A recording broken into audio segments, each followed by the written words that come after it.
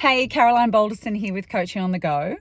There's a pitfall that I've identified, especially recently, around pricing properties. Something that you might be battling with is the desire for your prospect, your prospective client, to want you to be realistic, reliable, to tell them the truth around price. And I know they ask you that. And then you battle that with wanting to make sure that you're backing the client's possibilities on price and what is actually out there. Now, some language that I hear all the time from agents when we're talking about how they deliver price is this line here: Mr. and Mrs. Vendor, if it's out there, I'll get it for you.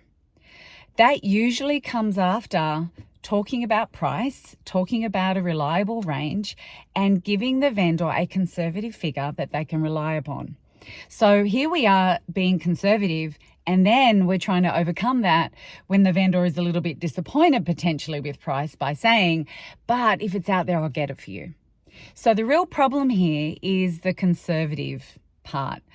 I don't know many vendors who would want an agent negotiating for them coming from a conservative point of view.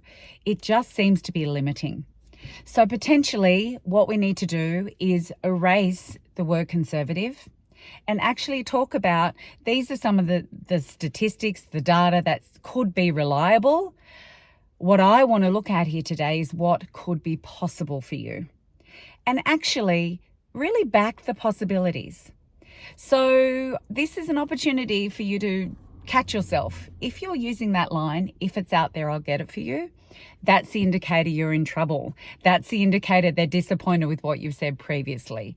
So instead, let's have a better conversation around possibilities out in the market, possibilities with the right climate, the right conditions, the right number of bidders and buyers, and then focus on how do I put you in that position to have multiple parties interested, because that's when we'll get the best possible price.